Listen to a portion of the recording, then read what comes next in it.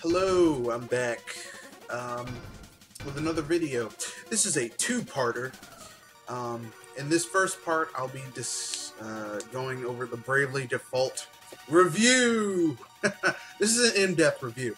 In the second part, I'll be going over how this review makes me feel about Square Enix, because they're connected. So let's get started. As usual, as per the usual, we'll be going graphics. We'll be going story, graphics, gameplay, graphics, and overview, with spoilers at the end. So that's 5 sections. Let's get it started.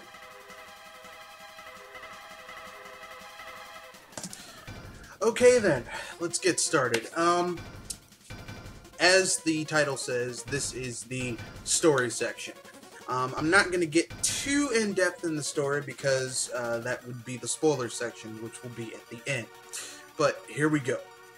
The story of this game is, at first, very atypical of a Final Fantasy Four Crystals style, old school Final Fantasy game. In this case, you have 4 characters.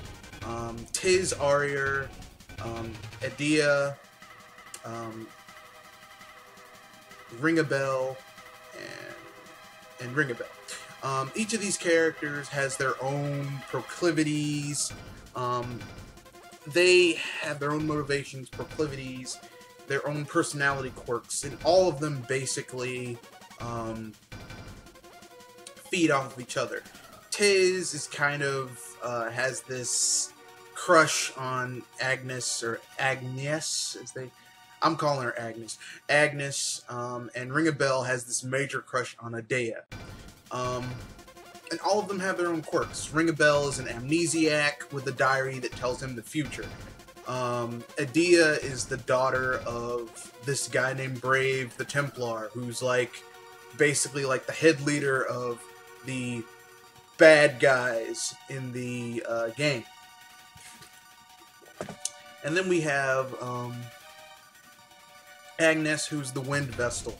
She's the person who awakens these crystals in the game. Now, there's more to it than that, which I'll talk about in the spoiler section.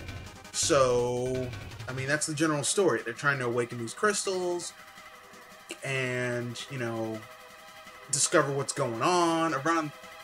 In the process, they find out that, there's people trying to take over the world. I mean, it's very typical Final Fantasy. Except this isn't a Final Fantasy game. We'll get into gameplay next.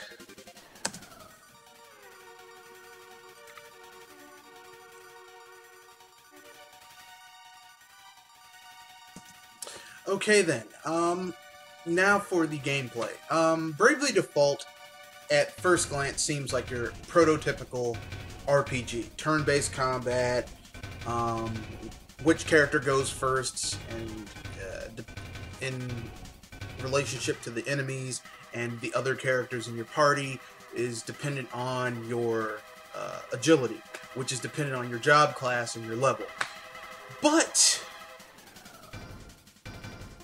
there is something different about this game. First of all, they've added the Brave and Default system, okay? Default is basically like your defensive stance.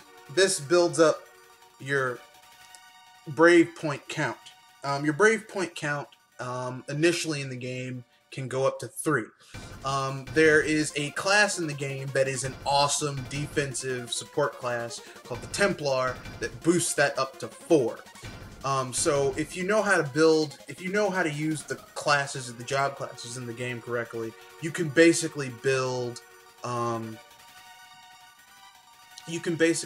party of characters who have a huge amount of action, a pool of action points to use.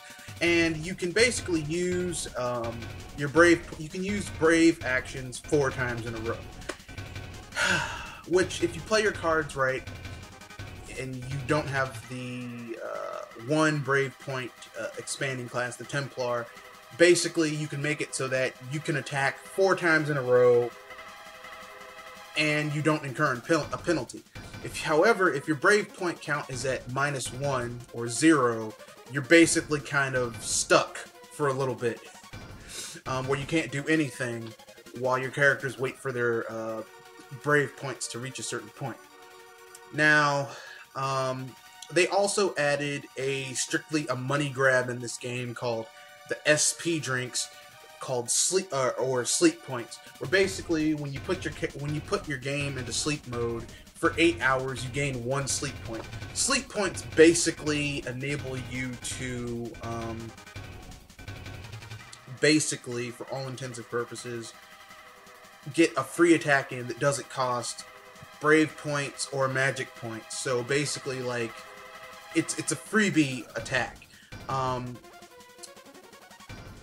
Using your sleep points correctly, along with your Brave points, and then, you know, controlling it, and then using your friendship amulet, which enables you to send and store special attacks to other people, can enable you to basically do massive amounts of damage in battle, like above 9,999, which is the normal max. But if you combine your SP attacks with your Brave points attacks, you can basically do massive amounts of damage in the game. And basically, the end game content, if you want to get the best ending of the game, you'll have to utilize this system, because it is friggin' hard towards the end. The last part of this game is a slog. Sorry. So, there we go. Gameplay.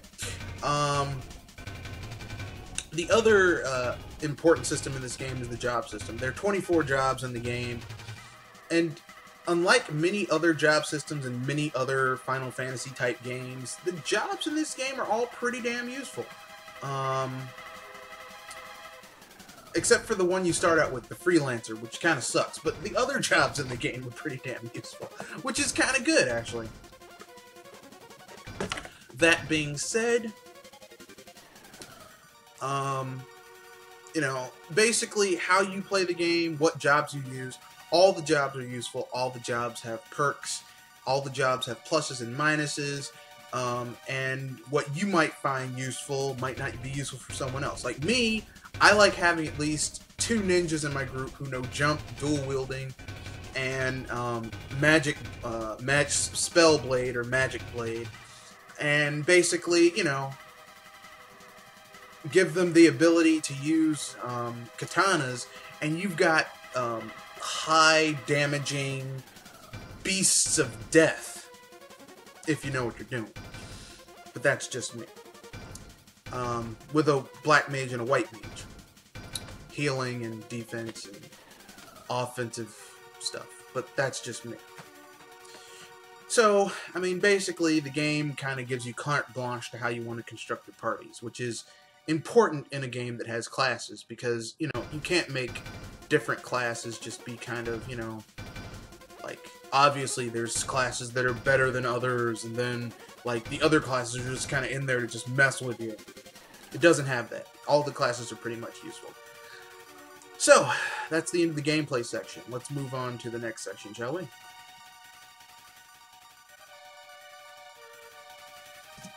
Okay then, now for the graphics.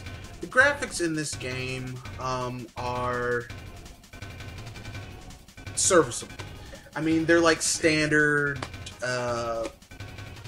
Final Fantasy. Like, if you've played Final Fantasy DS, any of the Final Fantasy DS titles, like Final Fantasy 3DS, Final Fantasy 3DS, you're basically the graphics of this game, or the four Heroes of Light on the 3DS, you understand the art style. The same guy who did the graphics for those characters did the art style for this game, so you know what you're getting. The 3D is used pretty well, actually, and it looks very nice. The FMV scenes are just mwah. What can I say? They're gorgeous. They're gorgeous. I guess I'll add music to this. The music in this game gets kind of repetitive. You get basically the same battle music, the same boss music, but I mean, you know, can't have everything. But there are a few tunes in there that kind of sound really awesome. And generally speaking, the music, when you have an emotional moment in the game, is very appropriate for what you're going for. So, that's kind of good. So that's the end of this section.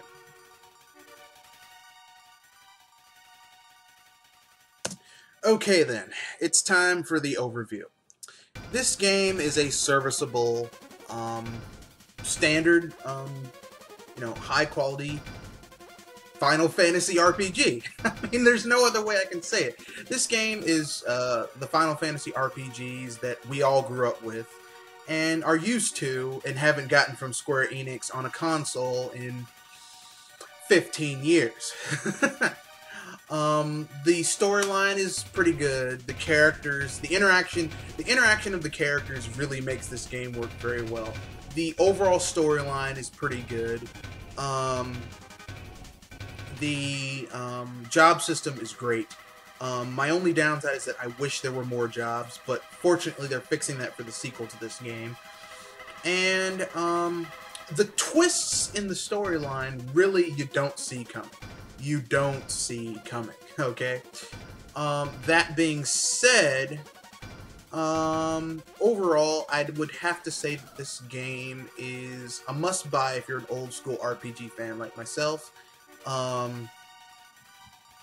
And you should at least try it out. Try the demo. Try the demo. If you don't like it, you don't like it. But, I mean, it's worthwhile having. So, now that we've done that, it's time to move on to the spoiler section, which is next. If you don't like it, you can skip it, and just go straight to part 2 of this review, where you'll hear my rant.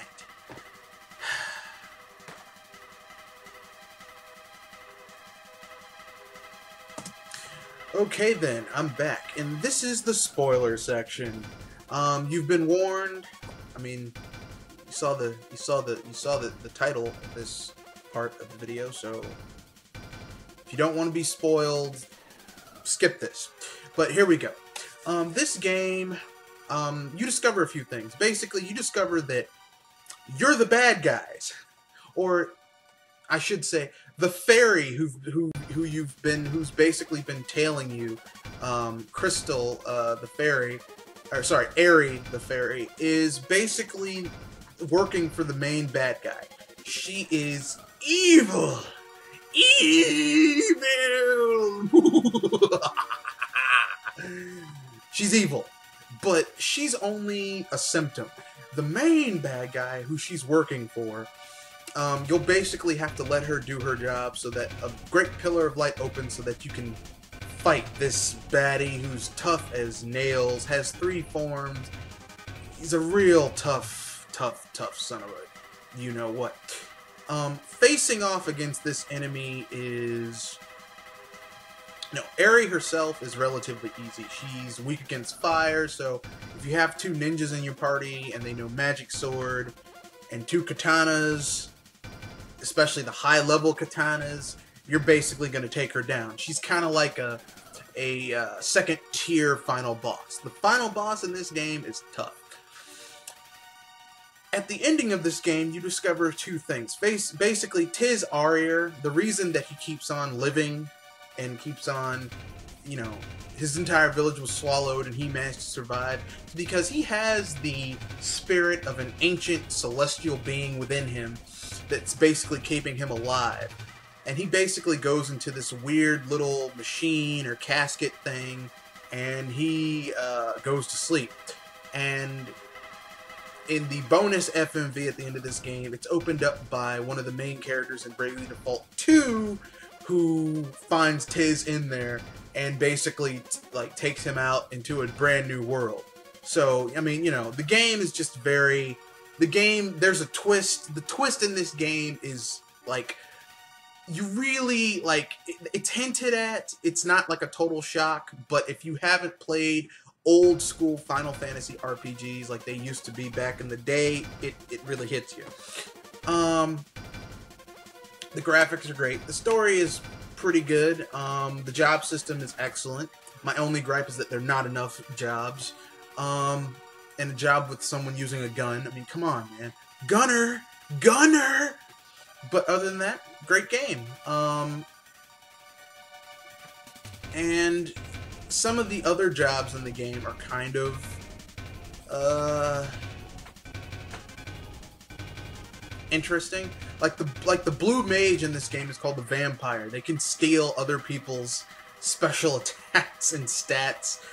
And the last job in the game is the evoker, who basically can just summon just random shit on you. Pretty damn powerful classes. All of them are awesome. All of them are great. It's a great game. Okay then, that's the end of this part. Stay tuned for part 2.